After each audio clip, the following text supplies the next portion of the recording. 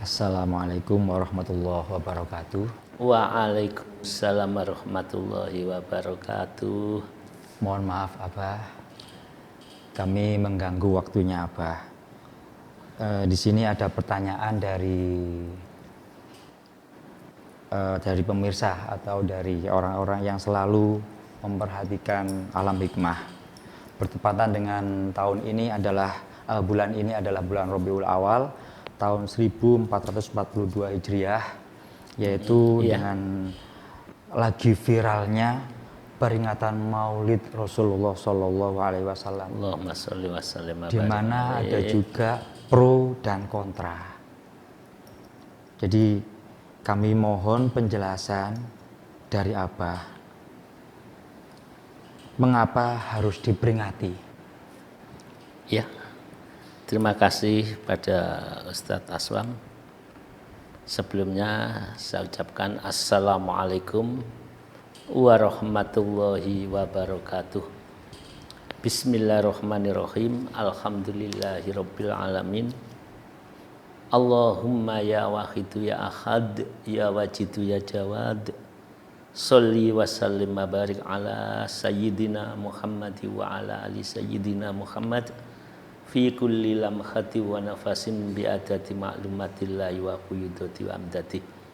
Gini Ustadz, sebelum kami membahas antara peringatan kelahiran Kanjeng Nabi Muhammad, ada yang pro ada yang kontra, saya sebagai rasa syukur bisa terbangunnya studio ini dan Yayasan Al-Ma'ruf, kami sapa Abah Haji Anwari yang sejak awal peduli kepada kami, dengan Abah Haji Siddiq yang sekarang menjadi ketua yayasan, untuk membelikan tanah dan membangun Al-Ma'ruf tahap pertama.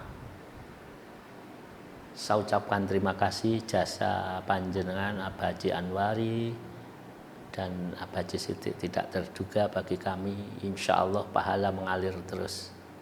Baru yang kedua, tahap kedua sampai hari ini jadi, kepada para agniya yang membantu ataupun saudara-saudara saya yang membantu tenaga ataupun doa, semoga Allah meridhoi. Saya ucapkan terima kasih. Termasuk penasihat kita pada Bapak Cahyo. Doa restunya Pak, kami di sini berusaha untuk berjuang dan hanya doa panjenengan.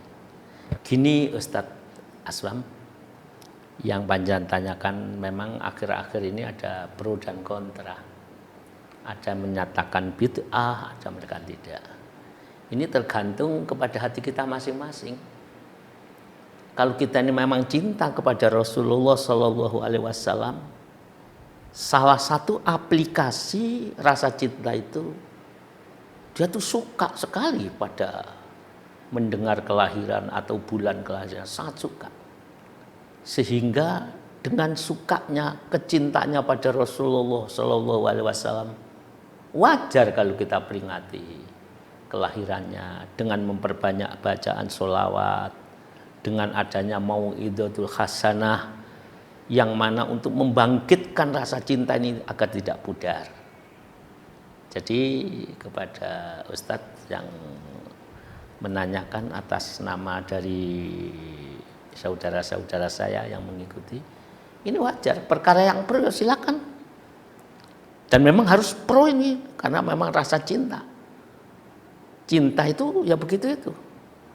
Bahkan lebih daripada cara memperingati, asal itu cintanya itu berdasarkan betul-betul cinta yang murni karena Allah dan mengikuti sunnah-sunnahnya, wajar, tidak apa-apa. Yang tidak suka, ya monggo, tapi ya diem itu lebih baik. Sudahlah, kita sama-sama menanam ya. Dan kita menanam nanti akan menuai buahnya. Yang penting Allah mengatakan, Qul in kuntum tuhibbunallaha fattabi'uni, ikuti jejakku. Artinya ngikuti jejak Rasul termasuk mencintai Rasul.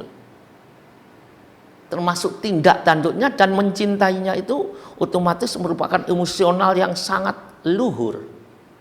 Ketika ketemu begitu menangis, ketika ketemu mendengar kelahirannya langsung begitu rindu dan diperingati, itu wajar. Yuhibbukumullah, niscaya Allah akan mencintai kita semuanya. Jadi soal pro dan kontra itu wajar, karena Allah menciptakan itu ada plus, ada minus. Ada bumi, ada langit, ada malam, ada siang. Ada yang suka memperingati dan ada yang tidak. Sekarang kalau itu dosa, di zaman Rasul tidak ada, sahabat tidak ada. Sekarang pertanyaan saya, apakah di zaman Rasul, di zaman sahabat kalau ada orang memperingati itu disalahkan? Jadi pertanyaan kami begitu. Jadi kalau ada yang pertama, Maulid Nabi di zaman Rasul tidak ada dan lain-lain, sampai sahabat sampai dan lain-lain. Sekarang pertanyaan, apakah ada larangan apabila orang mencintainya sehingga memperingati kelahirannya tidak dengan foya-foya, tapi dengan baca selawat, dengan memperbanyak zikir pada Allah dan baca selawat, dengan adanya mau'izatul hasanah? Apakah ada larangan? Ada larangan, baik itu zaman Rasul, baik itu zaman sahabat 4. Apa dilarang? Atau di zaman yang lain, tabi'in atau imam-imam yang lain? Intinya tidak ada. Tidak ada. Maksudnya tidak ada larangan. Oleh karena itu, mari yang memperingati Maulid Nabi dengan rasa cinta, teruskan. Karena rasa cinta itu bermacam-macam bentuk daripada aplikasi cinta itu sendiri. Ya, saya kira cukup itu. Ustadz Asman, mungkin? Terima kasih ya, Bah. Sudah sangat jelas sekali. Sekarang pertanyaan yang kedua, Bah. Iya. Dari viralnya umat disuruh atau diminta untuk bersolawat, mohon dijelaskan, Abah, keistimewaan Rasulullah Shallallahu Alaihi Wasallam di sisi Allah itu bagaimana? Ya, terima kasih.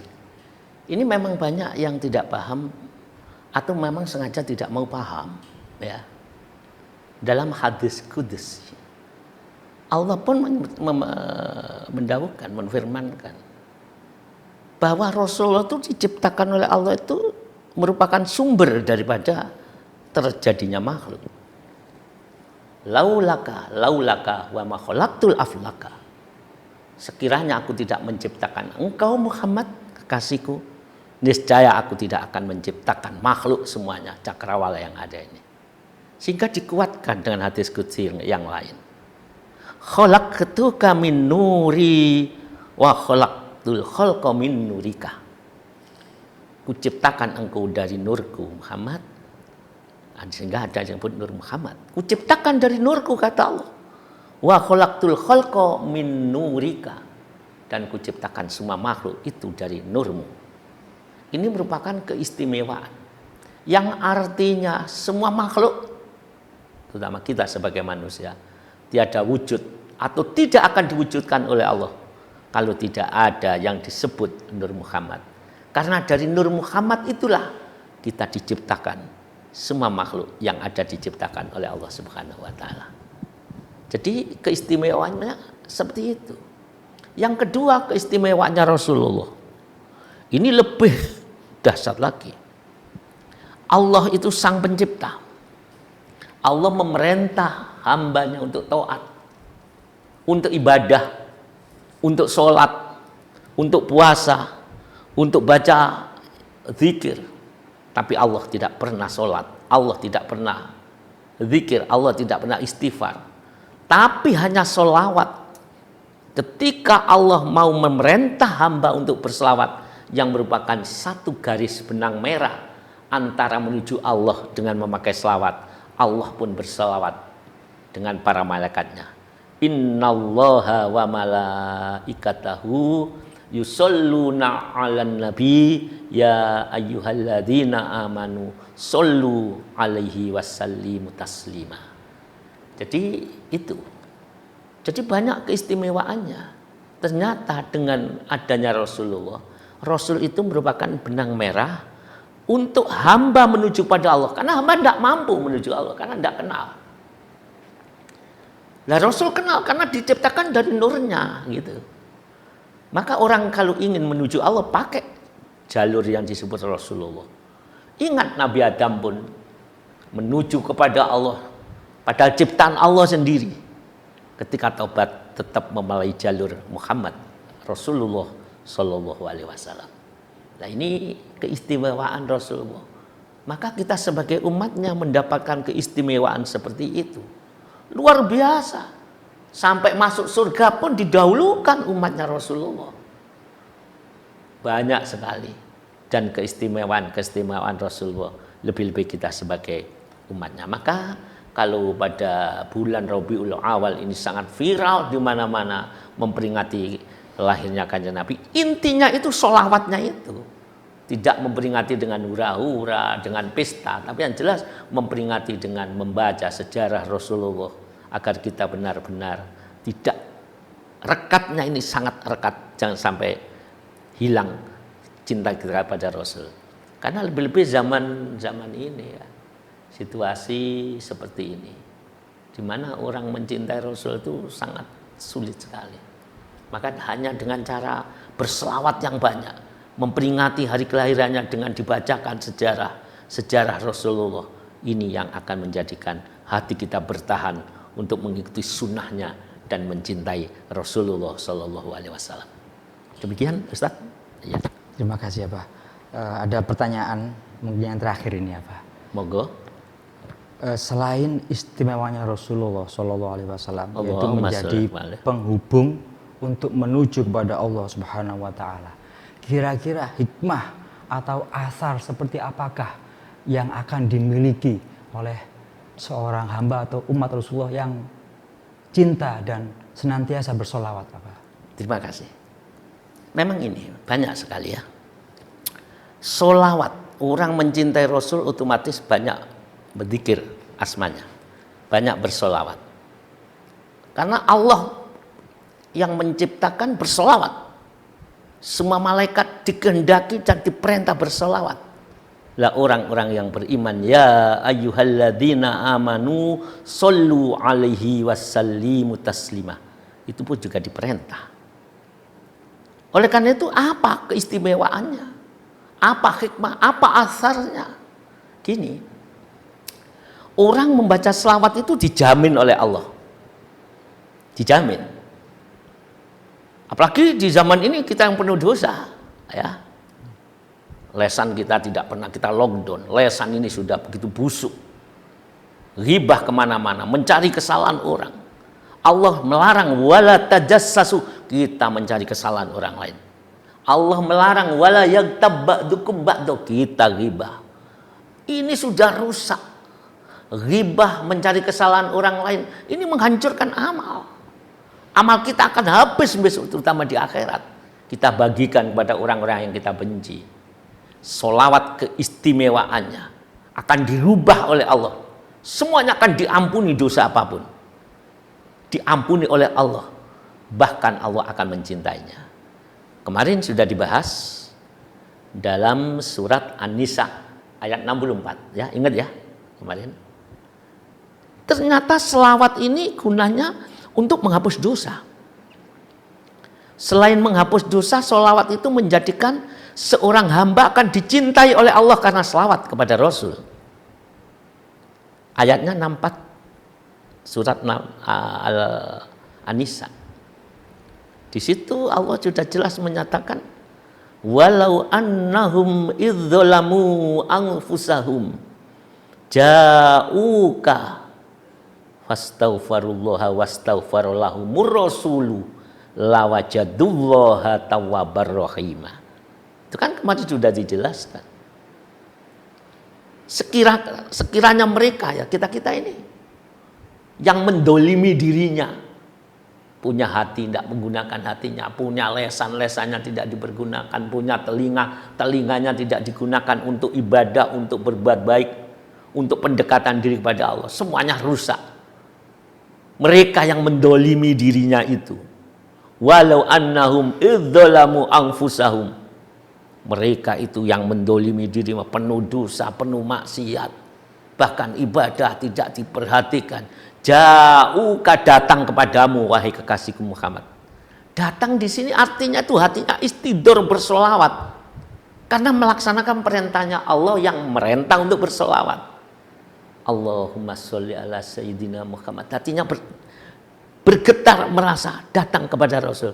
Ya Sayyidi ya Rasulullah, assalatu wassalamu alaika wa ala alika ya Sayyidi ya Rasulullah, sallallahu ala Muhammad, sallallahu ala Muhammad. Semua selawat yang jumlahnya 12.000 lebih satu. Jauhkah hatinya merasa di hadapan Rasul, merasa selawatnya diaturkan kepada Rasul dengan toto kromo. Terus fastaghfirullah, toto kromonya apa? Sambil merasa mohon ampun kepada Allah. Lah Ustaz Aslam kan tahu cara mohon ampun pada Allah, otomatis harus merasa rendah. Masa orang merasa dosa kok gak merasa rendah? Yang namanya mohon ampun kepada Allah itu mesti bila perlu menangis. Tapi kan aneh sekarang, kita berselawat nangis bingung, sholat nangis bingung semua. Padahal kalau kita ke Mekah, wah, luar biasa, orang memandang Ka'bah saja sudah menangis karena hatinya yang tahu orangnya itu sendiri, bukan melihat batu Ka'bahnya, karena ada sesuatu pemberian Allah di dalam hati. Begitu pula orang itu kalau menghadap kepada Rasulullah, menghadap Ka'bah saja sudah bisa menangis karena nampak. Apalagi kita menghadap merasa Rasul di hadapan, lebih daripada itu. Karena Ka'bah itu sendiri diciptakan dari nurnya Muhammad, nur Muhammad. Mestinya kalau kita tepat sasaran ketika bersolawat, jauhkan merasa di hadapan Rasul, merasa selawatnya itu diaturkan kepada Rasul, pasti akan menangis. Karena ada sesuatu kekuatan rohani yang memancar dari jiwa Nur Muhammad itu sendiri ke dalam hati kita, orang yang begitu. Cuma kita tidak pernah melatih sambil membaca selawat merasa rendah, membaca selawat merasa penuh dosa, itu tidak pernah. Pokoknya baca selawat itu. Apa salah? Tidak apa-apa, diterima kok itu. Fawajjatu minha al-maghbulu wal mardudu. Semua amal u'didu, amal umati, fawajjatu minha al-maghbulu wal mardudu illa sholata alayya. Rasul pun mengatakan, ditunjukkan semua amal umatku. Tak lihat banyak yang ditolak dan banyak yang diterima. Ada yang diterima, ada yang ditolak. Kecuali sholawat kepadaku pasti diterima oleh Allah.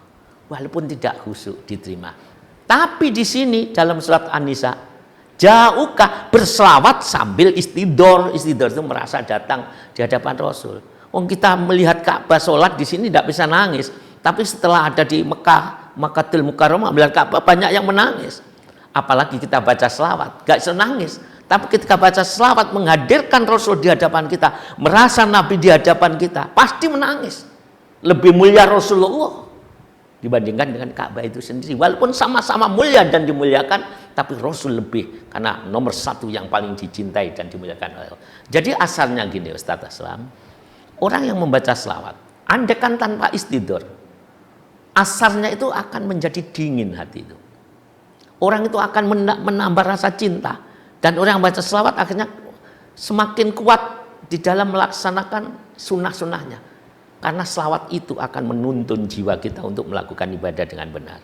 Apalagi dengan istidor. Asarnya hati akan menjadi lunak. Hati akan menjadi kasih sayang. Karena hati yang bersama Rasulullah, hati inilah yang akan diangkat oleh Allah. Bahkan tidak hanya diampuni. Ketika begitu merasa rendah, Rasul mengaku, engkau umatku. Ya Allah, ampunilah umatku. Dia memohon ampun kepadamu ya Allah. Rasul merekomendasi, wastaghfarullaha wastaghfarolahumur rasulu. Jadi Rasul memohonkan ampunan. Apa kata Allah? Ini hikmahnya. La wajadullaha tawwabar rahimah. Allah mengatakan, niscaya umatmu, mereka yang penuh dosa datang dengan bersolawat, dengan istidor kepadamu, bahkan sambil menangis merasa dosa di hadapan Allah. Niscaya dia menemui aku dalam keadaan tak ampuni semua dosanya. Saya ampuni segala tobatnya. Dan dia akan saya cintai, akan saya sayangi. Jadi asal orang banyak membaca selawat, lebih-lebih selawat yang ada yang bimbing. Baca selawat ada yang nuntun itu ya. Dengan cara yang nuntun bagaimana? Dengan perasaan rendah, dituntut dengan perasaan penuh dosa, niatnya hanya karena Allah. La wajadullaha tawwabar rahimah. Ini Al-Qur'an pasti benar. orang itu akan diampuni oleh Allah, bahkan diangkat jadi kekasihnya, akan dicintai oleh Allah, disayangi oleh Allah. Oke, satu. Tapi ada lagi, mungkin lebih banyak. Orang yang ahli selawat, orang yang merasa bersama Rasulullah, hatinya bersama Rasulullah, setiap detik selawat sambil berdiri dimanapun berselawat. Apalagi dengan ada yang nonton merasa penuh dosa, merasa dirinya kecil, merasa maksiatnya banyak, sehingga tunduk di hadapan Allah. Dua kekuatan ini memiliki asar, bukan hanya di dunia, di akhirat akan terwujud. Di dunia akan tenang hatinya, di akhirat kata Allah, walau annahum idzalamu anfusahum ja'uka fastaghfirullah, ini yang surat An-Nisa. Yang ada di dalam surat Al-Anfal tadi lawajadullah tawwabar rahima, tapi yang di surat Al-Anfal ini bagi semua umat, yang mana Allah sekali-kali tidak akan mengadab mereka, tidak akan menyiksa mereka, wa anta fihim, dan engkau ada di kalangan mereka, artinya ada di dadanya umat. Wa makanallahu liyu'adzibahum wa anta fihim, dan Allah sekali-kali tidak akan menyiksa seseorang, tidak akan menyiksa golongan, tidak akan membuat orang itu menjadi hancur. Wa anta fihim, dan engkau ada di antara mereka. Kalau di hadapan kita pribadi, Ustadz, ada di hatinya. Orang yang hatinya berselawat terus dimanapun, dia diangkat permasalahannya. Jadi ini buahnya sangat besar. Ini kan zaman ini penuh dengan ya dekadensi moral, ekonomi yang begitu sulit. Satu, wa anta fihim, kalau hati berselawat terus, istidhar merasa Rasul betul-betul di hadapan kita, selesai ini kalau menurut ayat Al-Quran. Selesai. Jadi permasalahan itu selesai dengan sholawat.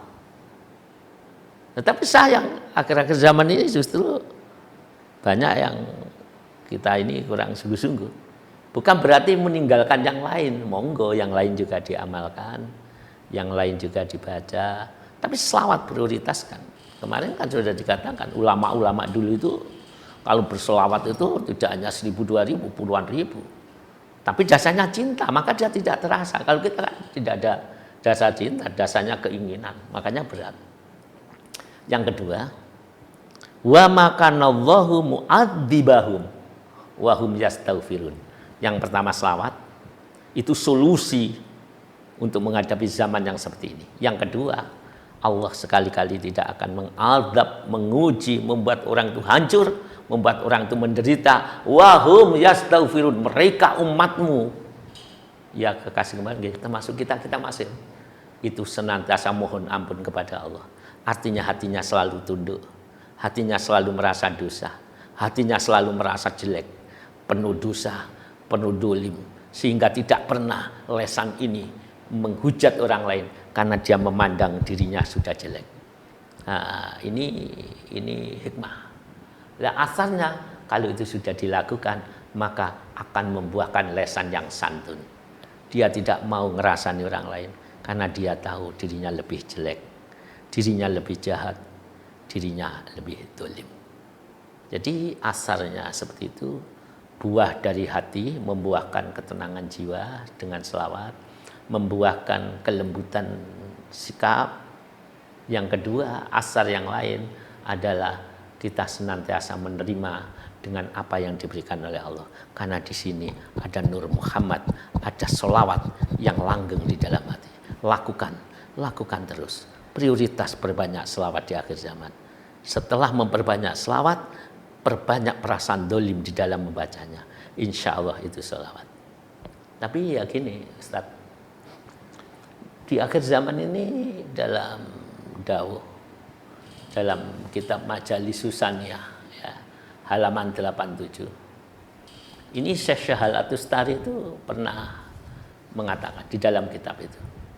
Ya mungkin sudah zamannya ini ya, makanya harus hati-hati. Ini sudah zamannya. Alaikum bil iqtida'i bil asari was sunnah. Fa inni akhafu sayati angqali li zamanun idza dzakara insanun nabiy sallallahu alaihi wasallam wal iqtida'u bih fi jami'i ahwalihi zammuhu wa nafaru anhu wa adalluhu wa ahanu. Ini kitab Majalisus Saniyah halaman 87. Ya mungkin di zaman ini, di balik semaraknya orang membaca selawat, di balik orang mencintai Rasul dengan memuji Rasul, di balik akhir-akhir ini banyak orang umat Islam bersolawat melaksanakan perintah Allah. Ya ayyuhalladzina amanu shollu alaihi wasallimu taslima. Ada satu dalam kitab Majalisus Saniyah, kita disuruh hati-hati. Alaikum bil iqtida'i bil asari was sunnah. Jadi kalian semua bersungguh-sungguhlah di dalam memegang sunnahnya Rasul dan jejaknya Rasulullah, tindak tanduknya Rasul yang sungguh-sungguh. Mengapa? Karena dikatakan fa inni akhafu sayati anqalili zamanun, karena akan datang. Maka sesungguhnya akan datang. Aku takut karena akan datang di zaman itu, di zaman yang saat itu ramai-ramainya orang berselawat. Siapa? Apabila ada orang idza dzakara insanun nabiy sallallahu alaihi wasallam, ada orang mengingat Rasul, menyebut-nyebut asma Rasul, ya Nabi Allah, ya Muhammadah, ya Sayyidi, ya Rasulullah, bahkan berselawat, ya. Dan orang itu mengikuti jejaknya Rasul. Kalau Rasulullah banyak menyuruh banyak menangis, orang itu banyak menangis. Ubku fa ilam tabku fatabaqau, nangislah kamu. Karena Rasul mengatakan, ya ayuhan nas, wahai manusia. Ubku, menangislah kamu. Rasul perintah, itu kan perintah. Bahkan Rasul tidak hanya merintah, Rasul memberi contoh, menangis setiap malam. Ubku fa ilam tabku fatabaqau. Apabila kamu tidak bisa menangis, usaha golek guru, cari cara agar kamu menangis. Kalau kamu tahu dosamu sekian banyak, Rasul perintah nangis. Orang itu mengikuti jejaknya Rasul menangis. Orang itu mulai mengikuti jejaknya Rasul. Apa yang terjadi zaman itu? Zammuhu wa nafaru anhu wa adalluhu wa ahanu. Di zaman itu umumnya orang malah mencaci maki. Malah dicaci maki. Dianggap sesat, dianggap belum waktunya. Bahkan ada orang mengatakan selawatnya api, nangisnya sehingga api. Padahal itu mengikuti jejak Rasul. Ya memang ya situasi seperti itu ya, biarlah, memang itu kehendak ujian dari Allah. Dhammuhu, semua itu banyak orang sesama Islam mencaci maki, bukan golonganku. Wa adalluhu, dianggap rendah, dianggap kecil, bahkan dianggap sesat. Wa ahanu, bahkan penuh hinaan-hinaan.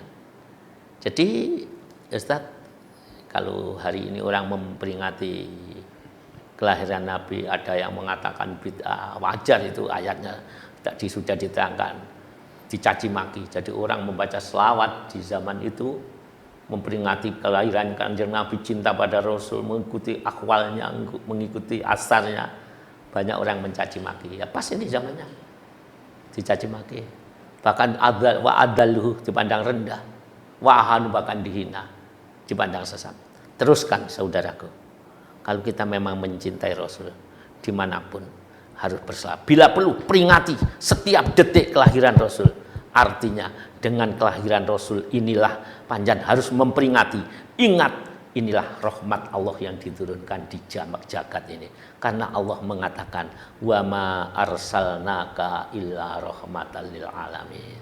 Bahwa Rasulullah diutus, dilahirkan, ini membawa rahmat ke penjuru alam. Berarti tidak harus memperingati kelahiran Rasul pas bulan Rabiul Awal. Itu kan kelahiran dohirnya. Tapi hakikat kelahiran beliau itu diutus. Setiap detik harus ingat bahwa dengan adanya Rasulullah inilah membawa rahmat ke penjuru alam. Membawa jalinan cinta Allah kepada hambanya. Hamba menuju Allah, menuju rahmatnya Allah. Jadi kalau memang memperingati kelahiran dohir, ya 12 Rabiul Awal. Tapi kalau bila perlu tidak hanya lahir dohir. Ketika Rasul diutus, ini membawa rahmat itu tidak putus. Setiap detik mengalir.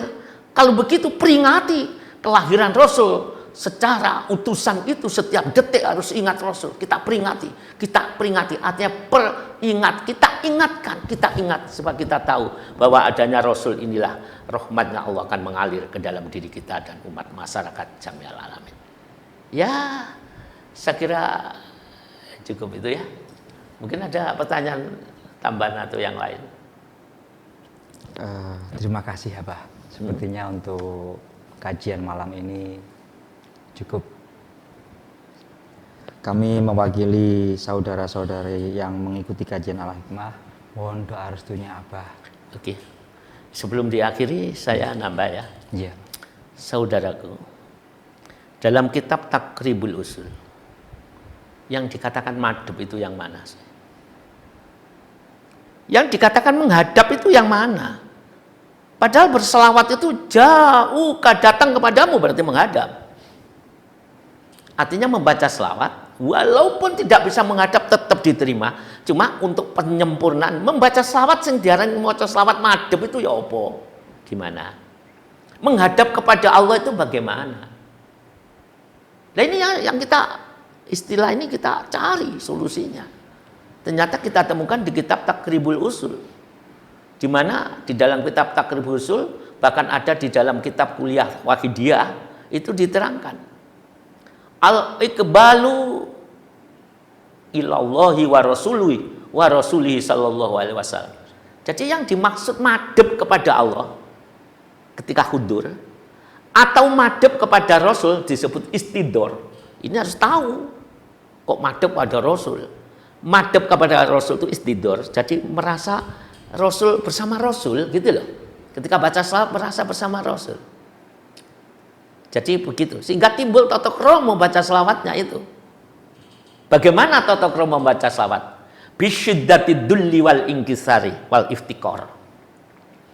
Jadi orang yang membaca selawat atau orang menghadap kepada Allah hudur, itu hatinya harus dibarengi perasaan rendah. Kalau itu tidak ada berarti tidak madhep. Masa menghadap pejabat saja kita bisa rendah? Menghadap hakim saja kita rendah. Ini menghadap Allah. Baca selawat istidor bersama Rasul, merasa Rasul di hadapannya. Mestinya lebih daripada itu.